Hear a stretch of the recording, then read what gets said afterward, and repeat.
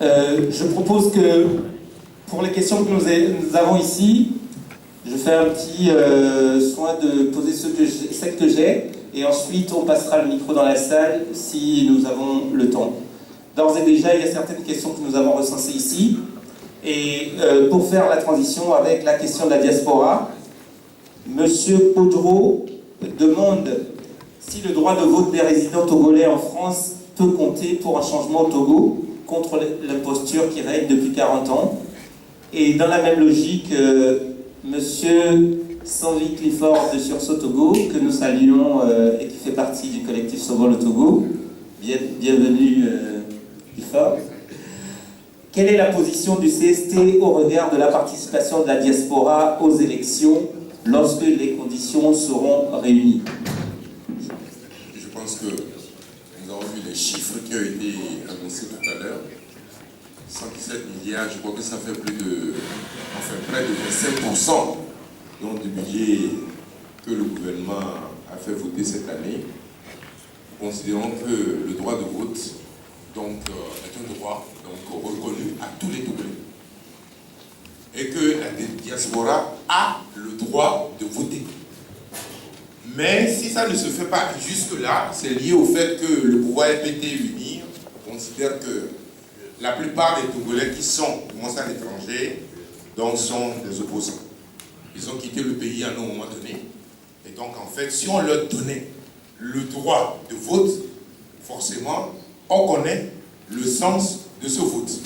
Et c'est pour cela qu'on ne prend pas le soin donc, de vous recenser, mais nous en avons discuté au CST. Si on ouvrait donc le dialogue, ce serait donc un des points majeurs que nous négocierons avec le gouvernement. Parce que d'une manière ou d'une autre, il va falloir quand même un jour que les Togolais de la diaspora votent. Si vous ne votez pas aujourd'hui, il faut que vos enfants aussi, demain, puissent voter donc pour le pays. Vous ne pouvez pas contribuer, comme vous contribuez aujourd'hui, à réduire la misère dans le pays et ne pas avoir donc cette possibilité de vous prononcer donc, sur les choix des hommes et des femmes qui sont appelés à envoyer, à gérer les sous pour Noël. Donc la position donc, du CSD est claire et c'est aussi la même au niveau de nos différentes formations politiques.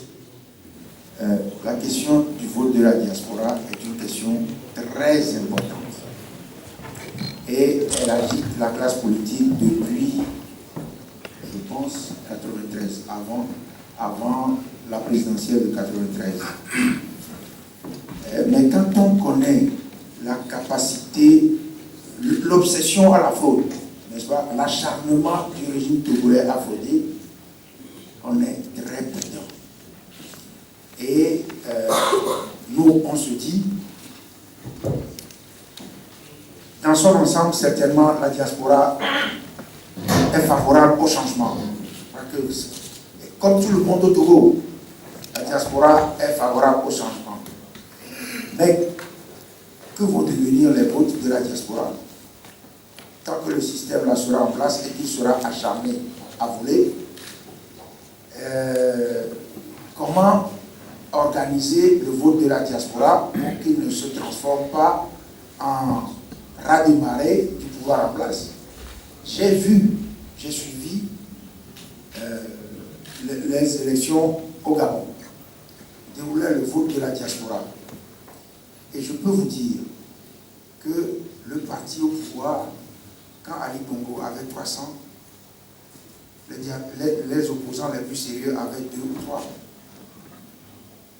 Partout dans le monde, j'ai suivi France, Allemagne, Brésil, partout. Le pouvoir en place, quand il est organisé, il écrase l'opposition dans un vote de la diaspora.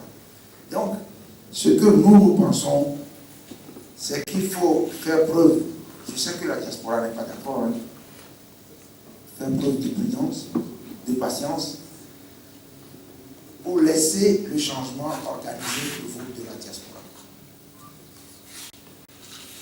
Ainsi, aujourd'hui, on se dit, la diaspora est favorable à l'opposition. Ou non, au changement, pas à l'opposition, au changement. Et que on va faire voter la diaspora, ça va se transformer en fraude. Bon, les gens fraudent à l'intérieur. C'est plus facile encore de frauder dans les ambassades dans les ambassades que les votes sont organisés. Enfin, je ne sais pas où, mais il faut faire preuve de patience d'abord.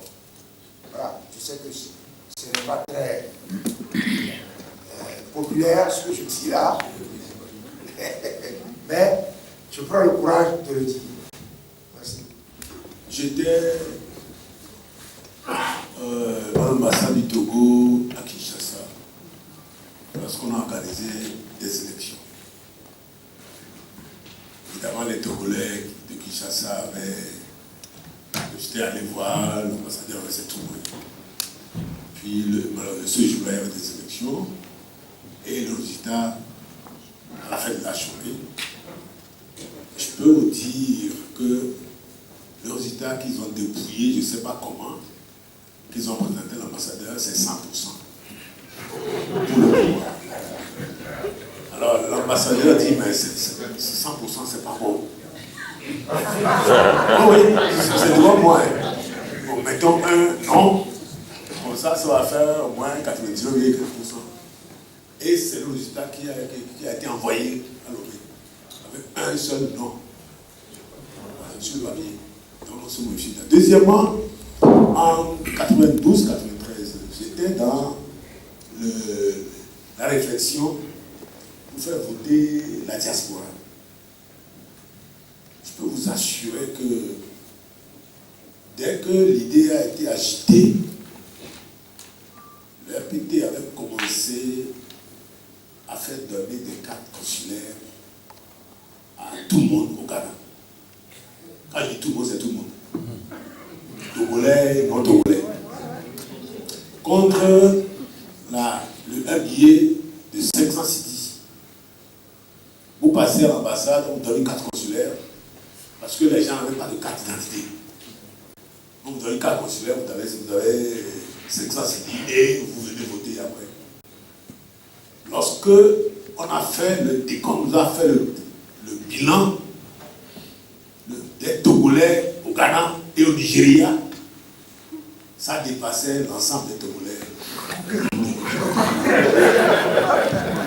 Oui, ça dépasse l'ensemble des électeurs. À l'époque, il y avait 1 million et quelques Togolais qui étaient électeurs au Togo. Il y avait 1,350 000 au Ghana, d'après ce qu'on nous a dit, et 700 et quelques mille au Nigeria. Les deux seulement mis ensemble étaient supérieurs aux électeurs qui étaient au Togo. Nous avons dit qu'il vaut mieux laisser ça. Il vaut mieux qu'il y ait un changement et que ceux qui seront au changement seront au pouvoir à ce moment-là, s'attéléront pour avoir un processus sain en vue de faire voter la diaspora. Voilà ce que je peux vous dire. Donc il vaut mieux que nous ne précipitions pas pour demander des choses qui peuvent se retrouver comme nous aujourd'hui. C'est ce que je veux dire.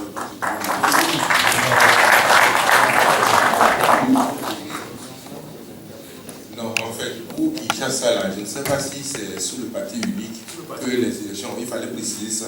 Parce que depuis que la démocratie est arrivée, en tout cas, on n'a pas voté dans les différents pays où se trouvent nos compatriotes, sous le parti unique.